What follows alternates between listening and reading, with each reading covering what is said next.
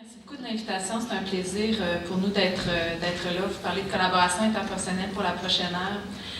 Je me présente, c'est Emmanuelle Carreau, je suis professeure à la Faculté de médecine à l'Université Laval, chercheur boursier à FRQS sur les questions d'optimisation de collaboration interprofessionnelle, soutien aux équipes, et directrice scientifique du RCPI, qui est le réseau de collaboration sur les pratiques interprofessionnelles, qui est un centre d'expertise qui est dédié à offrir du soutien pour améliorer les pratiques de collaboration interne dans les différents établissements. Notre mandat est surtout au niveau du RUIS Laval, mais qui déborde aussi parfois. Puis Lynn va vous parler, on a un mandat d'ailleurs national là, au niveau du soutien pour les GMF. Donc, on est vraiment très content d'être ici. Lynn, je te laisserai te présenter. Alors, j'ai été présentée, je suis Lynn Paré, je suis travailleuse sociale de formation. J'ai travaillé plus de 25 ans en ce qui est devenu GMFU.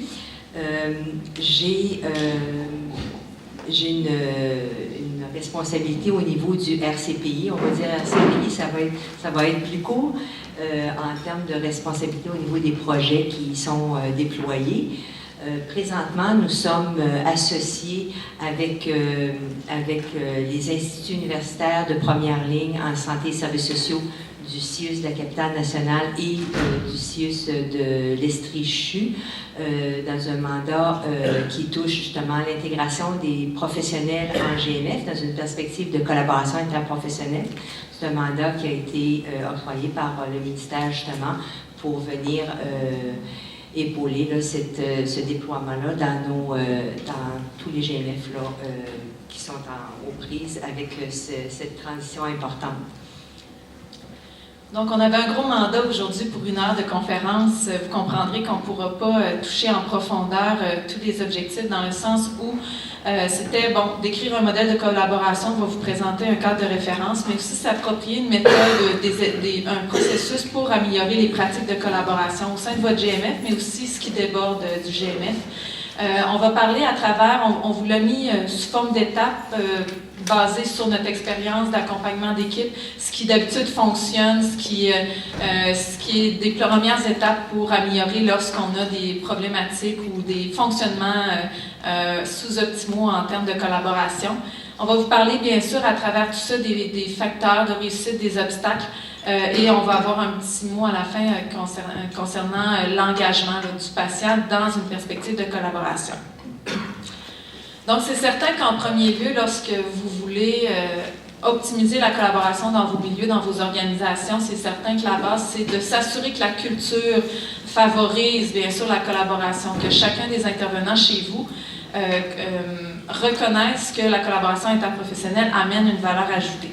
Et pour ça, premièrement, s'assurer de savoir ce qu'on parle quand on parle de collaboration interprofessionnelle, c'est dès qu'on a des professionnels donc de différentes disciplines qui sont en interaction ensemble, donc qui développent différentes modalités pour favoriser au final une réponse plus cohérente et intégrée aux besoins du client, du patient.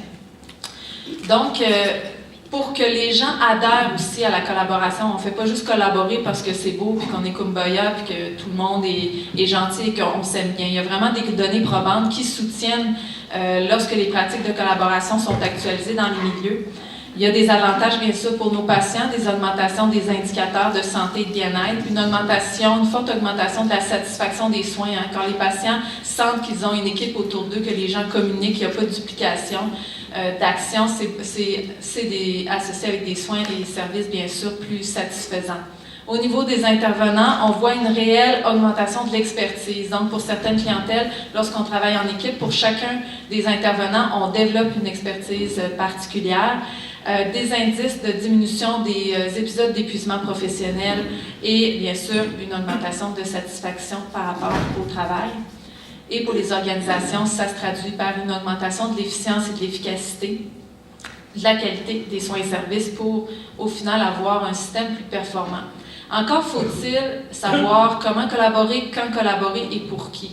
Parce qu'au fond, la collaboration n'est pas un phénomène constant et lorsqu'on a des pratiques de collaboration qui ne sont pas adaptées à la complexité ou à certaines situations, on n'arrive pas à des indicateurs positifs. C'est vraiment là où on a un levier pour jouer, c'est vraiment de bien associer les pratiques aux besoins, à la complexité des situations.